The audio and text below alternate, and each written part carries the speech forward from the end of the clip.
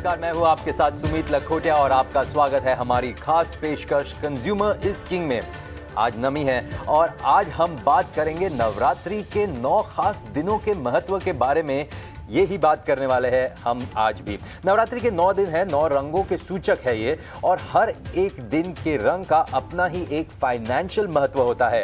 तो आज हम उन्हीं 9 रंगों के फाइनेंशियल महत्व के बारे में इस खास शो में बात करेंगे। चर्चा के लिए हमारे साथ जुड़ रहे हैं हेमंत रुस्तगी, जो कि CEO है वाइज इन्वेस्ट के, और हमारे साथ है गजेंद्र कोठारी, जो है CEO एटिका वेल्थ के। नमस्ते हेमंत, नमस्ते गजेंद्र, बहुत बहुत धन्यवाद हमारे साथ आने के लिए इस शो पर। गजेंद्र, आपसे शुरुआत करता हूं। जैसे मैंने कहा, 9 रंग नवरात्रि के, और 9 रंगों, हर एक रंग का कोई एक फाइनेंशियल महत्व होता है।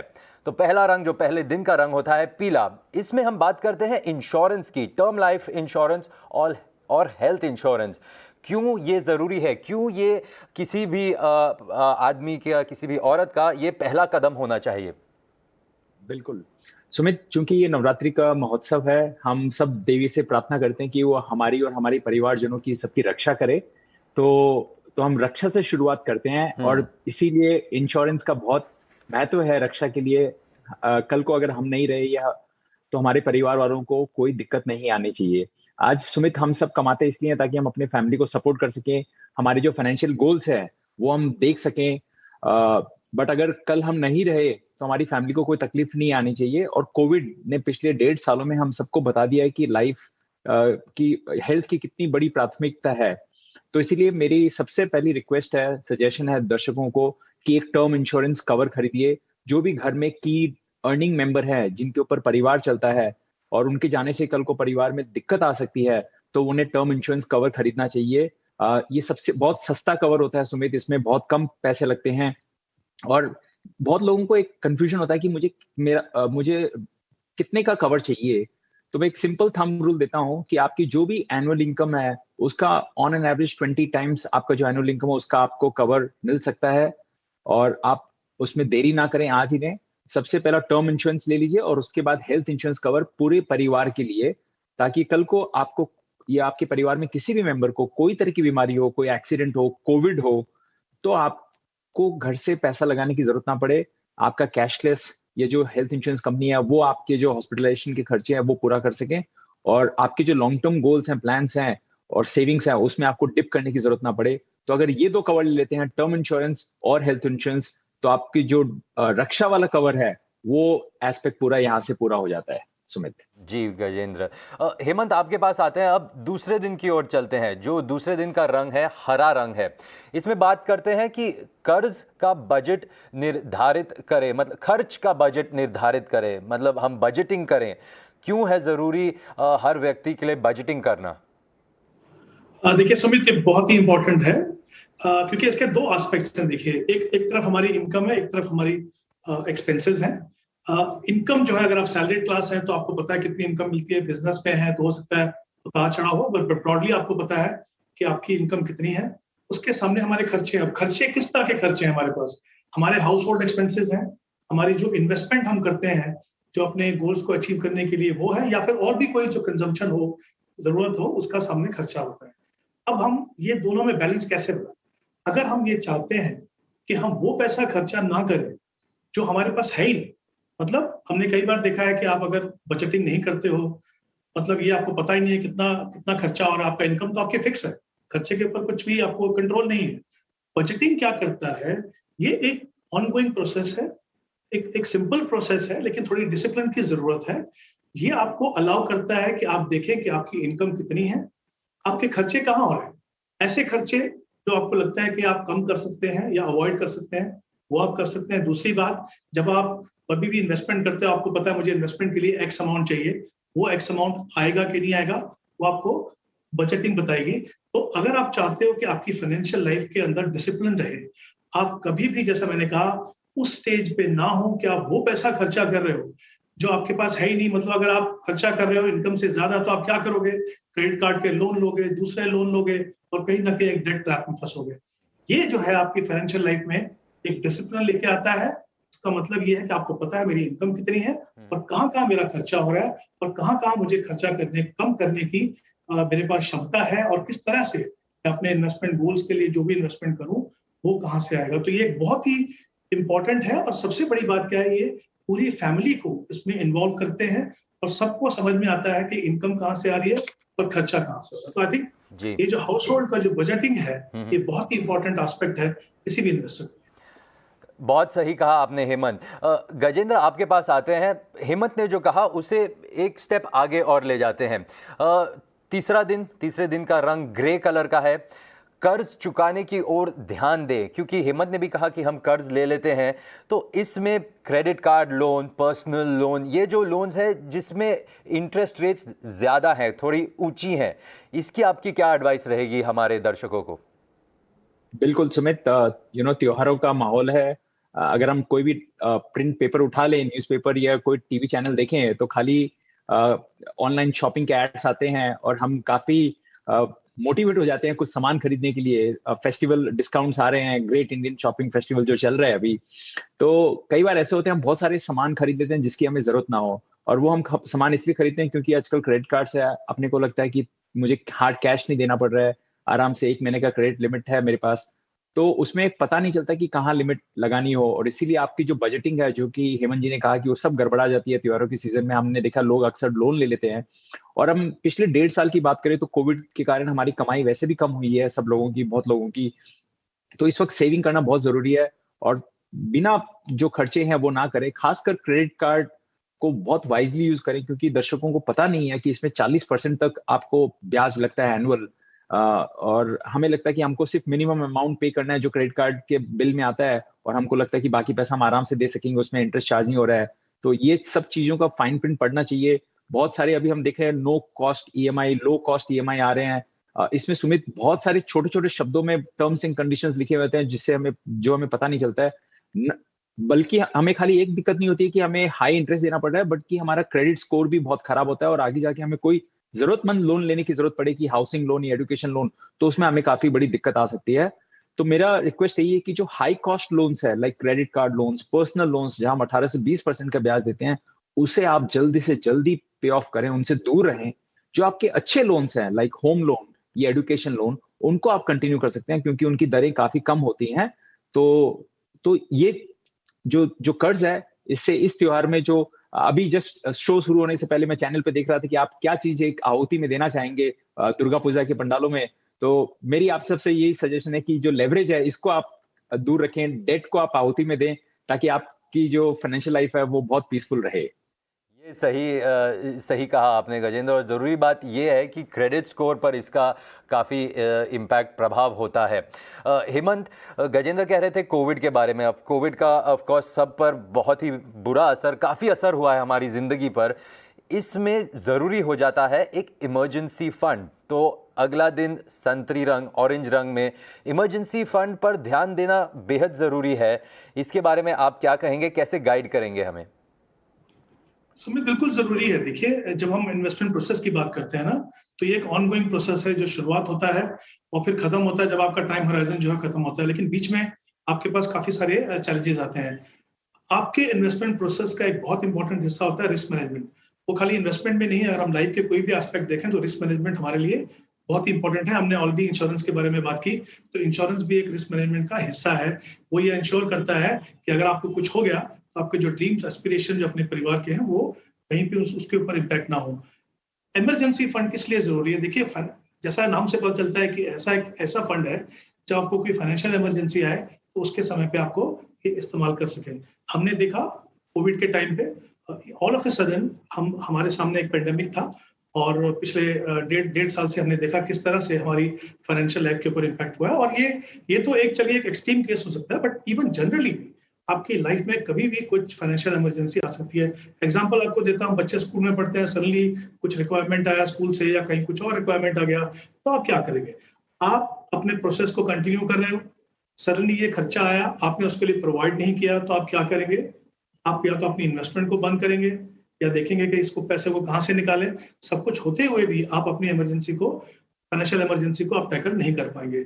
इसीलिए इंपॉर्टेंट है कि कम से कम 6 महीना और अगर हो सके तो 1 साल तक इतना पैसा जो आपके मंथली कमिटमेंट है, मैं खाली मंथली रेगुलर एक्सपेंसेस की बात नहीं कर रहा हूँ, वो आपकी जो ईएमआई जाती है, जो भी आपकी कमिटमेंट है फाइनेंशियल, उसका आप टोटल कीजिए। कम से कम 6 महीने के बराबर एक इमरजेंसी फंड बनाइए।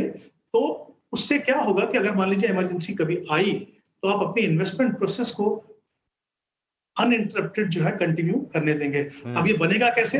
अगर आपने ऑलरेडी बनाया तो अच्छा है, नहीं बनाया तो पहली प्रायोरिटी आपकी होनी चाहिए, मुझे लगता है इन्वेस्टमेंट शुरू करने से पहले सबसे पहले आपको एक इमरजेंसी फंड बनाना चाहिए। और एक चीज ध्यान रखिए, एक तो ये पर्याप्त हो, दूसरा ऐसे ऑप्शन में डालिए, ये नहीं कि चलिए इक्विटी मार्केट अच्छा कर रहा है, चलो वहां डाल देते हैं, पैसे की जब जरूरत पड़ेगी तो देखेंगे, लेकिन पता चला जब पैसे की जरूरत है और मार्केट नीचे है, ऐसी लिक्विड एसेट में डालिए, या तो बैंक डिपॉजिट में डालिए, या तो म्यूचुअल फंड के जो लिक्विड फंड्स हैं उनके अंदर डालिए, ताकि जब भी आपको जरूरत हो वो निकल जाए। लेकिन जैसा मैंने कहा, ये बहुत ही अहम हिस्सा है आपके इन्वेस्टमेंट प्रोसेस का, रिस्क मैनेजमेंट का।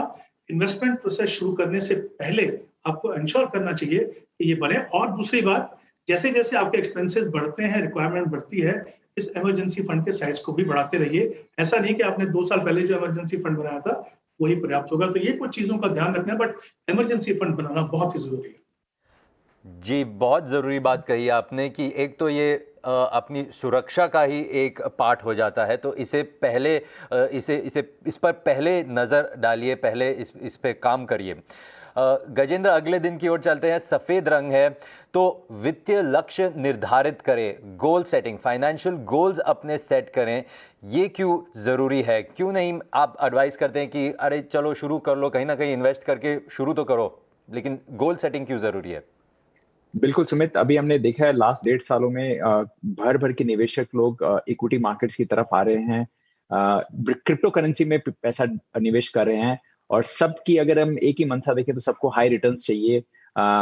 लेकिन लोग अक्सर ये भूल जाते हैं कि हम जो ये पैसे इन्वेस्ट कर रहे हैं, इसका एंड मतलब क्या है, लक्ष्य क्या है। ये कोई ना कोई हमारे फाइनेंशियल गोल्स के लिए हम कर रहे हैं, राइट? तो जब तक आप गोल्स निर्धारित नहीं करेंगे, आपको पता ही नहीं कि आप जो सेविंग कर रहे हो, आप जो इन्वेस्टिंग कर रहे हो, वो ज्यादा है कि कम है। हम सिर्फ पैसे कमाने के पीछे भाग रहे हैं सुमित, और पैसा इन्वेस्ट कर रहे हैं, बट अगर हमें पता ही नहीं कि हमें कितना पैसा चाहिए हमारे रिटायरमेंट के लिए, हमारे बच्चों की एजुकेशन के लिए, या हमें घर खरीदना उसके लिए, तो आप हमेशा टेंशन में रहोगे कि आपने कम किया है कि ज्यादा किया है। और जब आप गोल के नजदीक आते हो, और तब तक अगर आपने कैलकुलेशन नहीं किया, तो उसके बाद आपको समय नहीं मिलता, आप कोर्स करेक्शन नहीं कर सकते हो। तो अगर अभी आपके पास समय है, 10 साल है, भले ही लगता है कि गोल बहुत बड़ा है और रकम मेरे पास छोटी है, कम से कम आपको पता तो है कि आपको शुरुआत यहाँ से करनी है। जब हम घर से निकलते हैं, किसी किसी मित्र के यहाँ जाते हैं, कोई और जगह जाते हैं, तो हम गूगल मैप्स चालू करते हैं, ताकि हमें पता है कि हमारा डेस्टिनेशन कहाँ है, हमें कितना समय लगेगा, उसके लिए हमें कौन सा मोड ऑफ ट्रांसपोर्ट यूज करना है, कौन सा रास्ता लेना है। तो सेम हमारी फाइनेंशियल लाइफ में भी वही है कि हमारे जो गोल्स है वो निर्धारित करें, कैलकुलेट करें कि हमें उसके लिए कितने पैसे सेव करने हैं पर मंथ। हो सकता है उतने पैसे आपके पास आज हो या नहीं हो, बट एटलीस्ट एक रियलिटी चेक मिलता है आपको, और वहां से शुरू करें। तो इससे क्या होगा सुमित, आप कभी मार्केट्स के उतार चढ़ाव में टेंशन नहीं लेंगे। और मेरी एक सलाह और है, आप उस गोल में तब तक पैसे डालते रहें जब तक आपका गोल खत्म ना हो जाए। गोल को बीच में छोड़ना सही बात नहीं है, अच्छी बात नहीं है। जस्ट बिकॉज मार्केट्स अभी ऊपर चढ़ रहे हैं, तो हमें ये नहीं करना है कि हम सारा पैसा वहां से निकाल के कहीं और डाल दिए ताकि हमें हाई रिटर्न्स मिल जाए। तो गोल्स पे फोकस रखिए, तो इससे आपकी जो जर्नी है वो काफी स्मूथ हो जाएगी सुमित। जी गजेंद्र। हेमंत, बात करते हैं अगले दिन की। लाल रंग, कई क्षेत्रों में निवेश करें और ध्यान देना ज़रूरी है। मतलब इन्वेस्टमेंट, जैसे इंग्लिश में जो हम कहते हैं डाइवर्सिफिकेशन, एसेट एलोकेशन, ये कि एक ही जगह सारा पैसा मत रखिए, अलग अलग क्षेत्रों में उसका निवेश करिए। ये क्यों ज़रूरी है? सुमित, ये बहुत ही जरूरी है। इनफैक्ट ये जैसा हमने अभी बात की गोल बेस्ड इन्वेस्टिंग की, जो हमारे गोल्स होते हैं ना, वो शॉर्ट टर्म गोल्स होते हैं, या मीडियम टर्म गोल्स होते हैं, लॉन्ग टर्म गोल्स होते हैं। दूसरी बात ये है कि अलग अलग तरह की मार्केट्स हैं, डेट मार्केट है, इक्विटी मार्केट है, या हाइब्रिड प्रोडक्ट्स है, या फिर गोल्ड है, कमोडिटीज हैं। अब इशू ये है कि हर एक एसेट क्लास या रियल एस्टेट है, हर एक एसेट क्लास का आपके पोर्टफोलियो में एक इंपॉर्टेंट रोल है। चुनना आपको ये है कि आपकी कितना प्रोपोर्शन किस एसेट क्लास में जाए, और उससे पहले इंपॉर्टेंट ये समझना है कि डाइवर्सिफिकेशन क्यों जरूरी है। देखिए, हर एसेट क्लास अलग अलग समय पे अलग अलग तरीके से बिहेव करती है, पहली बात। दूसरी बात, कभी कभी हमें लगता है, इन्वेस्टर्स को लगता है कि अगर हमने मान लीजिए म्यूचुअल फंड के अपने पोर्टफोलियो में 10-15 फंड कर लिए तो हमारा डाइवर्सिफिकेशन पूरा हो गया, चाहे वो सारे के सारे इक्विटी में हो। जबकि सच्चाई ये है कि अगर इक्विटी मार्केट ऊपर जाएगा तो पूरा पोर्टफोलियो ऊपर जाएगा, जब इक्विटी मार्केट नीचे जाएगा तो पूरा पोर्टफोलियो नीचे जाएगा, ना आपके पास कोई प्रोटेक्शन है। तो कहीं ना कहीं आपको 2 चीज देखनी है। देखिए, जब आप शॉर्ट टर्म गोल्स की बात करते हो तो आपका ध्यान जो है वो कैपिटल प्रोटेक्शन पे रहना चाहिए। वो कहाँ से मिलेगी? वो आपको डेट रिलेटेड इंस्ट्रूमेंट्स या हाइब्रिड फंड से मिल सकती है, डिपेंडिंग ऑन कितना प्रोपोर्शन जो है इक्विटी के अंदर हो। दूसरा रिस्क जो आपके पास है वो लॉन्ग टर्म में होता है इन्फ्लेशन को बीट करना। वो उसको बीट करने के लिए आपके जो प्रोपोर्शन है इक्विटी का वो ज्यादा होना चाहिए। तो अगर हम गोल बेस्ड इन्वेस्टमेंट प्रोसेस को फॉलो करते हैं, शॉर्ट टर्म गोल्स का पैसा डेट में गया, मीडियम टर्म गोल जहां पे हमें प्रोटेक्शन भी चाहिए, ग्रोथ भी चाहिए, वो हाइब्रिड होगा, और लॉन्ग टर्म जहां पे हमारा मेन ऑब्जेक्टिव जो है वो है लॉन्ग टर्म, ताकि हम इन्फ्लेशन को बीट कर सकें, positive real rate of return कमा सकें, वो पैसा जो है हमारा इक्विटी में जाता है। तो देखिए, जैसे ही आपने एक गोल बेस्ड इन्वेस्टमेंट प्रोसेस को फॉलो किया, अपना टाइम होराइजन को डिफाइन किया, वो आपको चुनाव करने देगा कि आपका कितना पैसा किस एसेट क्लास में जाए। और आप देख सकते हैं कि जब मार्केट में वॉलेटिलिटी होगी तो वो इक्विटी को इम्पैक्ट करती है, लेकिन इक्विटी में क्योंकि लॉन्ग टर्म गोल का पैसा आपने वहां पे लगाया है, तो आपको पता है कि मेरे पास 5, 10 या 15 साल है, तो मुझे आज की वॉलेटिलिटी से डरना नहीं है, जबकि वो लिबर्टी आपके पास शॉर्ट टर्म में नहीं होती है। इसीलिए आपका ध्यान जो है वो कैपिटल प्रोटेक्शन के ऊपर होना चाहिए। इसीलिए इंपॉर्टेंट है कि अपने पैसे को डाइवर्सिफाई करें। और सबसे बड़ी बात यहाँ पे मैं कहना चाहूंगा सुमित, कि गोल बेस और एक जो लमसम बनाते हो, हाँ। उसका सबसे बड़ा फायदा ही वही है कि अगर आप एक पूल बनाओगे तो आपको पता नहीं कितना पैसा डेट में जाना है, कितना पैसा इक्विटी में जाना है, कितना पैसा गोल्ड में जाना है।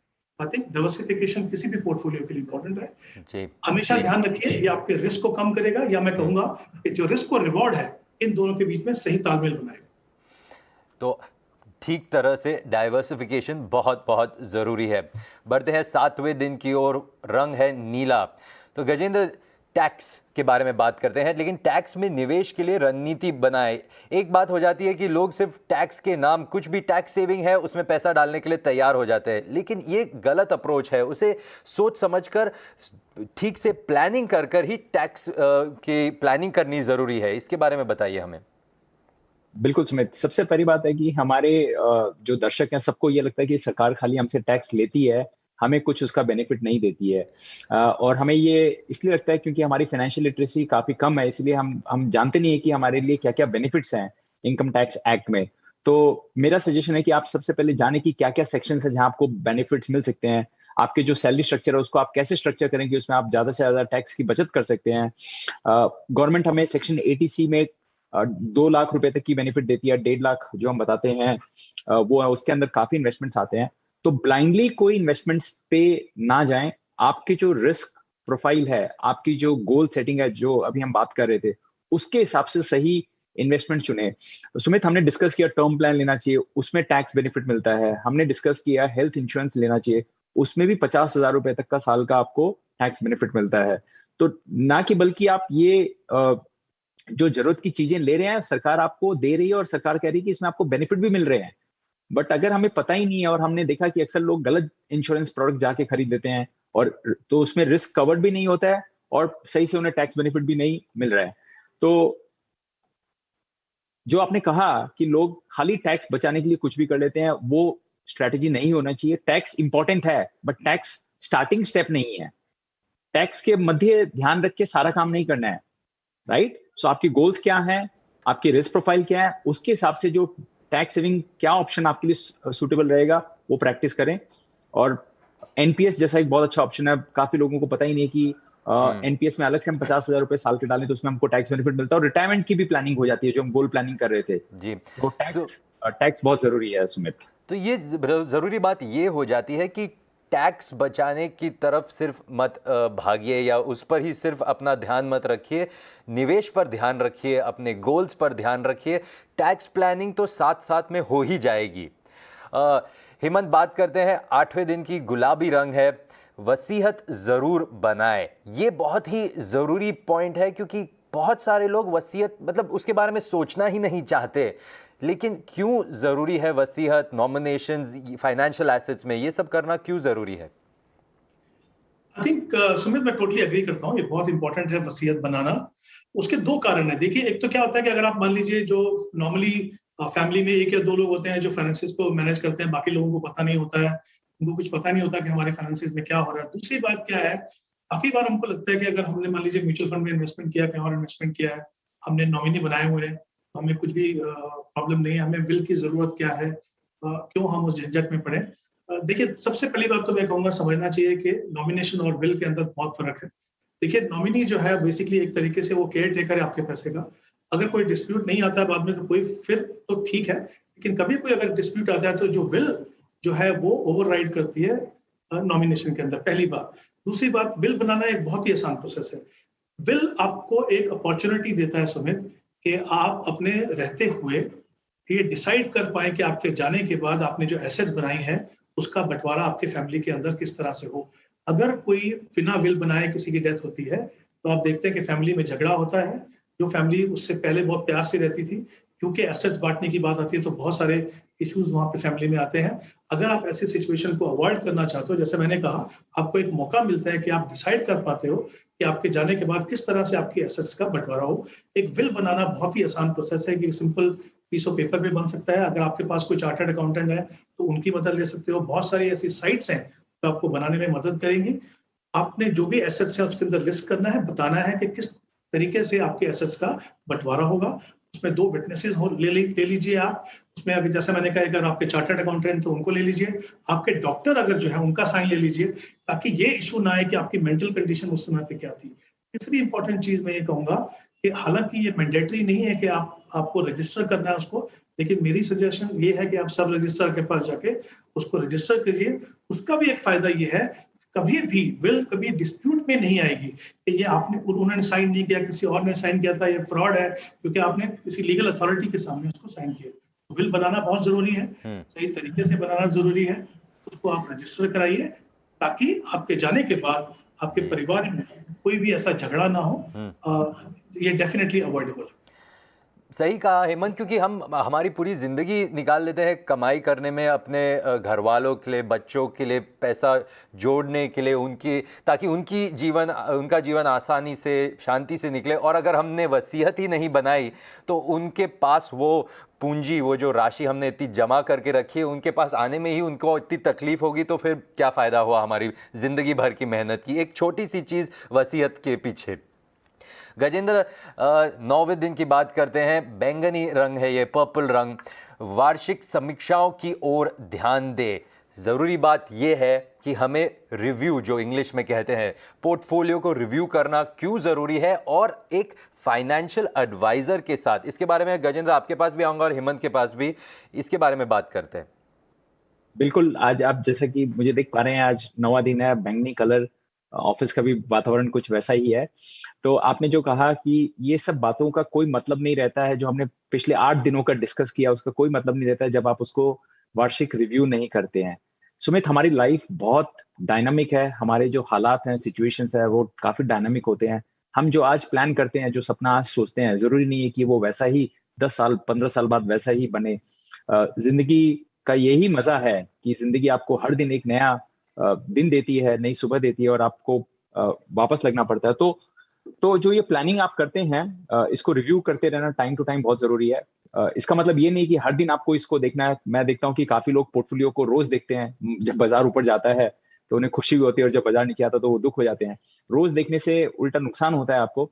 वंस इन ए ईयर अगर नॉर्मल सिचुएशन है, कुछ बहुत बड़ी लाइफ में आपकी चेंज नहीं हुई है, तो वंस इन ए ईयर एक संडे को 2 घंटा अगर अपने एडवाइजर के साथ बैठें और सारी चीजों का रिव्यू करें कि हमारी टर्म इंश्योरेंस पर्याप्त है कि नहीं, हेल्थ इंश्योरेंस सही है कि नहीं, हम जो इन्वेस्टमेंट्स कर रहे हैं वो सही डायरेक्शन में जा रहे हैं, हम सारे टैक्स बेनिफिट्स ले रहे हैं कि नहीं, गोल्स हमारे ऑन ट्रैक हैं कि नहीं है, और अपनी फैमिली को साथ में बैठाइए और फाइनेंशियल एडवाइजर के साथ डिस्कस कीजिए, तो आपके जो प्लान है वो एकदम इंटैक्ट रहेगा। हाँ, कई बार ऐसे होते हैं कि आपके हालात चेंज हो सकते हैं, आपकी नौकरी जा सकती है, या घर में कुछ बहुत बड़ी मेडिकल इवेंट हुआ हो, तो उस वक्त भी आप अपने फाइनेंशियल एडवाइजर से कंसल्ट कर सकते हैं। तो इसका मतलब ये नहीं कि आपको 1 साल वेट करना जरूरी है। कोई बहुत बड़ा इंपॉर्टेंट सिचुएशनल चेंज हुआ हो तो आप जरूर उस वक्त कंसल्ट करें। अदरवाइज नॉर्मल अगर टाइम है तो आप वंस इन ईयर अपने सलाहकार के साथ डिस्कस कर सकते हैं। हेमंत, आपके पास भी आऊँगा यही प्रश्न लेकर कि सलाहकार, इन्वेस्टमेंट एडवाइज़र क्यों ज़रूरी है, क्योंकि लोगों का ये भी मानना होता है कि मैं खुद पढ़ा लिखा हूँ, मैंने अकाउंट्स डिग्री की है, MBA किया है, CA किया है, तो मैं क्यों नहीं अपना पोर्टफोलियो खुद संभाल लेता हूँ, मुझे फाइनेंशियल एडवाइज़र की क्या ज़रूरत है? जी, बिल्कुल ठीक कहा आपने। देखिए, 2 इंपॉर्टेंट चीजें हैं, हम सबकी एक्सपर्टीज है। और दूसरी बात ये है कि हम जब पैसे की बात करते हैं तो उसमें बहुत सारे हमारे इमोशंस, हमारे ड्रीम्स जुड़े रहते हैं। हमने काफी बार क्या देखा है कि अगर आपके पास कोई एडवाइजर नहीं है तो हम यही सोचते रहते हैं कि देखिए हमारे पास टाइम नहीं है, जब समय मिलेगा तब इन्वेस्ट कर लेंगे। तो काफी बार क्या होता है, महीनों महीनों हम जो इन्वेस्टमेंट करने चाहते हैं वो हम नहीं कर पाते, या फिर हमको लगता है कि देखिए अपने फील्ड में तो एक्सपर्ट है ही, और इसमें है कि आप कुछ ऑप्शन चुननी है। जैसे अगर आप म्यूचुअल फंड की बात करें, कोई भी फंड थोड़े शेल्फ से ले लीजिए और इन्वेस्ट कर दीजिए, वो इतना सिंपल है नहीं। क्योंकि जैसे हमने बात की है, गोल बेस्ड प्रोसेस आपको फॉलो करना है, उसको मॉनिटर करना है, और मुझे लगता है कि रिव्यू करना स्पेशली किसी भी एडवाइजर के साथ उतना ही इंपॉर्टेंट है जितने आपके इन्वेस्टमेंट डिसीजन है। दूसरी इंपॉर्टेंट चीज ये है कि रिव्यू के समय पे आपको परफॉर्मेंस को एक पर्सपेक्टिव में डालना पड़ेगा। आपको सिर्फ रिव्यू इसलिए नहीं करना कि मुझे चेंजेस करने हैं। होता क्या है कि जब आप खुद से अपने पोर्टफोलियो करते हैं तो अगर आप डेट मार्केट अच्छा कर रहा है तो आप डेट में चले जाएंगे, इक्विटी मार्केट अच्छा कर रहा है तो इक्विटी में चले जाएंगे। लेकिन अगर एक अच्छा एडवाइजर आपके पास है, वो आपको दो चीजें करने में मदद करेगा। एक तो ये कि जब मार्केट नीचे हो, जब आप थोड़े हैरान परेशान हो, वो आपको बताएंगे कि ये समय इन्वेस्ट करने का, निकलने का नहीं है। दूसरी बात, हमें फियर आता है जब मार्केट ऊपर जाती है, उस समय भी वो आपकी हैंड होल्डिंग करके आपको बताएंगे कि क्योंकि अभी आपके पास अपने टाइम होराइजन के लिए 10-15 समय है, तो साल का समय है, कोई जल्दी आपकी नहीं है।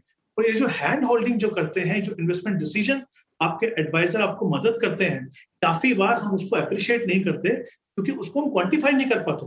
आप एक सोचिए कि किसी ने अगर पिछले साल अप्रैल मई में अगर पैसा निकाल लिया, उसके सामने किसी एडवाइजर ने आपको समझाया कि नहीं ऐसा मत कीजिए, आप इसको कंटिन्यू कीजिए, बाजार में ऐसा होता रहता है, वो ठीक हो जाएगी। अब दोनों में फर्क देखिए, एक पोर्टफोलियो का क्या हाल हुआ होगा और एक पोर्टफोलियो में कैसा दिखता होगा। तो काफी बार हम उसको क्वांटिफाई नहीं करते, हम अप्रिशिएट नहीं करते। जबकि इंपॉर्टेंट ये है कि एक क्वालिफाइड एडवाइजर होना चाहिए, चाहे वो म्यूचुअल फंड डिस्ट्रीब्यूटर हो या कोई एडवाइजर हो, तो आपको मदद करे, आपको हैंड होल्डिंग करे, आपके पोर्टफोलियो को आपको ट्रैक करने में मदद करे। और इंपॉर्टेंट चीज ये है कि जब आप उनके साथ बैठ के डिस्कशन करते हो, आप खुद से एक बेटर इन्वेस्टर बनते हो। कभी ये मत सोचिए कि चलिए ये हमें मदद कर रहे हैं इन्वेस्टमेंट करने के लिए, तभी हमारा काम हो गया, ऐसा नहीं है। आपका रोल तब भी रहेगा, आप उसमें पार्टिसिपेट कीजिए, आप एक बेटर इन्वेस्टर बनेंगे, आप अपने पोर्टफोलियो को ट्रैक कर पाएंगे और आपके जो भी ड्रीम्स, एस्पिरेशंस हैं अपने परिवार के लिए, उसको आप पूरा कर पाएंगे।